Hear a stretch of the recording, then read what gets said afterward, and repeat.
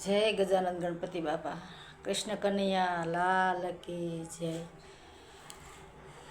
કે કૃષ્ણ ભગવાને જન્મ લીધો આયર કુળમાં, યાદવ કુળમાં, આયર યાદવ. તો શું કામ લીધો હોય કે આયરાણીના અને આયરના એવા પુણ્ય હજારો કરોડો પુણ્ય ભેગા થયા હોય ને તારા આયરના ઘરે અવતાર લીધો છે. તો કૃષ્ણ ભગવાને અવતાર લીધો એટલે નામ કૃષ્ણ ભગવાનના કેટલા બન્યા? માખણ સોર, કાળિયો, ધુતારો, ઠાકર, કૃષ્ણ, કનૈયો, કેટલાય નામ પડ્યા. તો ઠાકર નામે ભરવાડને વાલો, કાળિયો જગતને વાલો, કનૈયો આખી દુનિયાને વાલો, અને કૃષ્ણ પરમાત્મા ઘરે ઘરે છે. એટલે કહેવાય કે શું કે યાદવ કુળ આયરના ઘરે અવતાર લીધો, દેવકીજીના ઘરે, વાસુદેવ દેવકીના ઘરે, અને આંગણું જશોદાનું પાવન કર્યું. તો એનું નામ કૃષ્ણ. કનૈયા, માં જશોદા બોલાવે વાલથી કનૈયા. તો એ હજારો વર્ષ થયા કૃષ્ણ ભગવાને અવતાર લીધા. એ કેટલા વર્ષ થયા, 1800 મને નથી ખબર, પણ આ હું એક કહું છું. તો એ ગાયું છે ને કનૈયાને બહુ વાલી, ગાયું કનૈયાને બહુ વાલી ને એટલે ગાયુંનો ગોવાળ કહેવાય. કૃષ્ણ કોણ કે ગાયુંનો ગોવાળ. તો એવું જેને પુણ્ય હોય એને મા લક્ષ્મી ઘરે મળે છે. જેવું લોકોએ વાવ્યું હોય એવું માણસો લણે છે. તો કોઈને કલા આપે, કોઈને આ કામ આપે, કોઈને આ કામ આપે, બધું ભગવાન નોખું નોખું કામ આપે. એક સરખું કામ તો ભગવાન કોઈને આપતા નથી. એટલે આ માયાભાઈ આહિર છે એને કલાકાર બન્યા. એટલે એને ભગવાનમાં સરસ્વતી કલા આપી લોકોને હસાવાના. એટલે હારા હારા ડાયરા કરે, મોટા મોટા પ્રોગ્રામ કરે. એમાં એક ડાયરો એવો કર્યો છે, ભોળા ભગતની વાત કરી છે એને, કે સાધુ લોટે ગયા હતા. એમાં એના ઘરે એક છોકરો ઝાઝુ અનાજ ખાતો હતો. તો એ બાપ માનવીએ એવું કીધું કે તમને શું દાનમાં આપવા, મારો છોકરો લઈ જાઓ. તે છોકરાએ એમ કીધું કે હું આવું ખરો પણ મારે 2.5 શેર ખાવા જોઈશે. સાધુએ કીધું કંઈ વાંધો નહીં. સાધુ લઈ ગયા તો એને 2.5 શેર ખાવા જોતું હતું. પછી એમાં એકાદશી આવી. એકાદશીમાં એને નોખું રાંધવાનું કહેશે સાધુ, એકાદશી રહેવાની ના પાડે છે. તો એ એકાદશીનું નોખું રાંધે એ ભોળા માનવીના હિસાબે એને ભગવાન આવીને ખાઈ જતા હતા. અને ભગવાનના ભગતના હિસાબે ભગવાનના દર્શન સાધુને થયા. એવી વાત માયાભાઈ આહિર ડાયરામાં કરે છે. પછી એ એમ કહેશે કે રામ આવ્યા, હનુમાન આવ્યા, ઠાકર આવ્યો, ઠાકરના ગુરુ આવ્યા, જાનકી આવ્યા, ભોળાનાથ આવ્યા. એ બધાએ દર્શન સાધુને દીધા. તો સાધુ ચેલાને પગે લાગે છે કે તારા હિસાબે મને ભગવાનના દર્શન થયા. એવી વાત માયાભાઈ આહિર કરે છે. તો હું એટલું કહું છું માયાભાઈ તમને નાના મોઢે મોટાને કાંઈ કહેવાય ગયું હોય તો હું દિલથી તમારી પાસે માફી માગું છું. મને માફ કરજો મારાથી કાંઈ વધુ બોલાઈ ગયું હોય તો. પણ તમે આ વાત એક ડાયરામાં કરો છો એટલે આજ તમારા દીકરાના લગ્ન છે. એટલે હું એક કહેવા માગું છું કે તમારા ઘરે મોટા મોટા કલાકારો આવ્યા, દુનિયાના ખૂણા ખૂણાથી મંત્રીઓ આવ્યા, વડાપ્રધાન આવ્યા, રાજાઓ આવ્યા, બધાએ આવ્યા. ભાવનગરથી વજયસિંહ બાપુના દીકરા, કૃષ્ણકુમારના દીકરા આવેલા છે. ઘણા બધા આવ્યા છે. તમારા દીકરાની બાજુમાં બેઠા એ કૃષ્ણકુમારના વંશવેલો છે. કોણ છે એ મને નામ નથી આવડતું, પણ બધાય તમારા ઘરે મોટા મોટા આવ્યા છે. તો તમે 10ની નહીં, 20ની નહીં, 500ની નોટો ઉડાડી છે. લાખો કરોડોનો ખર્ચો કર્યો તમે માયાભાઈ. તો એટલો ખર્ચો કર્યો તો તમને બધા આયરને તો ગાયું વાલી છે. તો અત્યારે ગાયું કેટલી દુઃખી થાય તમને ખબર છે? તમે પ્રોગ્રામમાં ગાયુંનો ડાયરામાં વાત કરો છો તો લોકોને દોવા દે ત્યાં સુધી જે કોઈ કાંઈ કરતા હોય, પછી ગાયું કેટલી રોડે રખડે છે. કોઈ માંદી હોય, કોઈ હાજી હોય. એવી ગાયુંનું આ તમે જે રૂપિયા ઉડાડ્યા લગ્નમાં, એવું ગાયુંના ગૌશાળા એક બંધાઈ દીધું હોત તો ગાયું બિચારી પડી રહેત ને.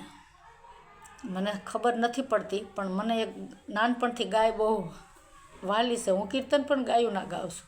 મને બહુ વાલી છે. કારણ કે હું કાં મારા ઘરમાં 6 દીકરી. કહેવાય છે કે દીકરી અને ગાય દોરે ત્યાં જાય.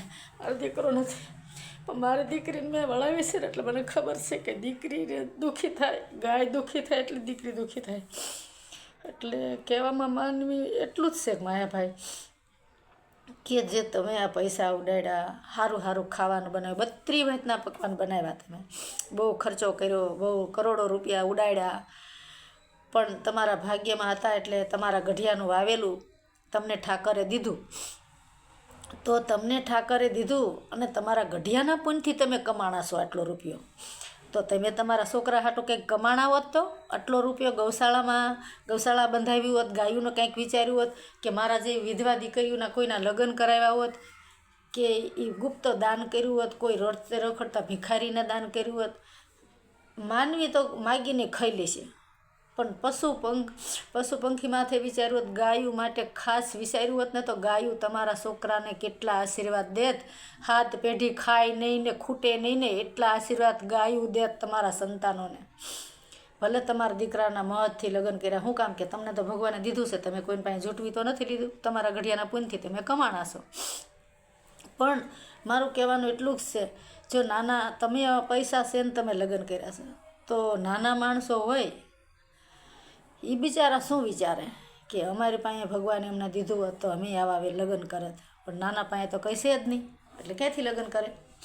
પણ મોટાને સમજવું જોઈએ, રૂપિયાવાળાને સમજવું જોઈએ કે આપણે મોટા છીએ, આપણી પાસે પૈસા છે, આવો પૈસો વેડફે ખોટો વપરાય નહીં, આ પૈસાને લેખે લેવાય, લેખે વપરાય. તમે આ પૈસો જો લેખે વાપરો તો ગૌ માતા 33 કરોડ દેવતાઓ વસે છે, તો એ ગાય માતા તમારા સંતાનોને આશીર્વાદ દે, તમારી ગૌશાળામાં તમારું નામ રહી જાત, તમારા છોકરાનું નામ રહી જાત.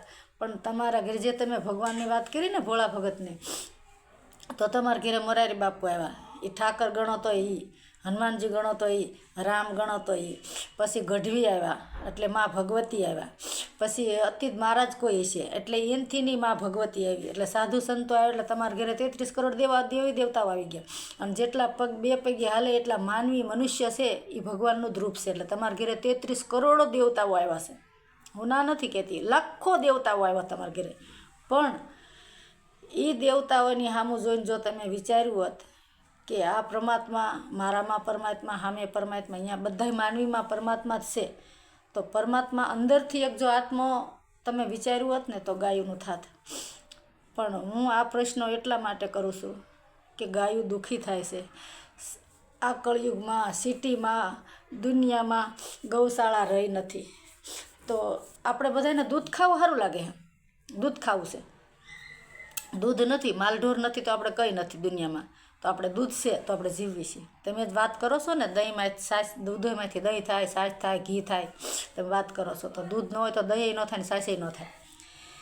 એટલે મારું કહેવાનું એમ છે કે જો દૂધ છે તો બધું છે. તો સિટીમાં ગાયોને રહેવા માટે કાંઈ છે નહીં. માયાભાઈ આહિર, તમે 5 જણા મોટા મોટા તમારો સમાજ ભેગો થાવ અને મોદીને વિનંતી કરો, તમારા ઘરે મોટા મોટા ધારાસભ્યો આવ્યા છે ને, તો એને કહો કે અમે માલધારી કહેવાય, આ ગાયું દુઃખી થાય, ભરવાડને માલધારીને રહેવા, ગાયુંને ગૌશાળાને માલઢોરને રહેવા માટે કાંઈ નથી, ગૌશાળાને ગામડાઓમાં સરવા માટે કાંઈ નથી રહ્યું.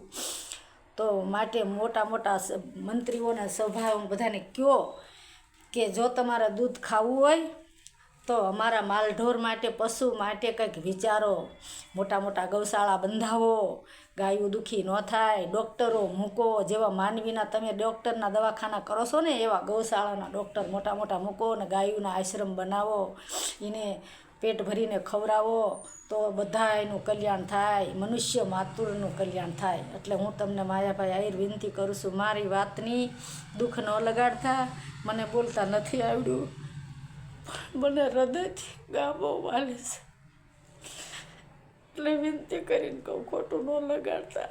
તમે જે રૂપિયો વાપરો છે ને એ હું રાજી છું, નથી એમ નહીં કે તમને ભગવાને આપ્યો છે ને તમે વાપરો, તમે કોઈની પાસેથી લઈ નથી લીધું.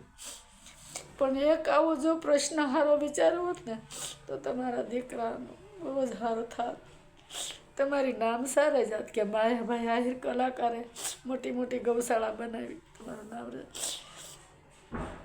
પણ મને ગાયું બહુ વાલે છે. હું એક જાદવ કુળની બહુ છું, મને બહુ ગાયું વાલે છે. જય કૃષ્ણ કનૈયા લાલ કી જય. દુઃખ ન લગાડતા માયાભાઈ.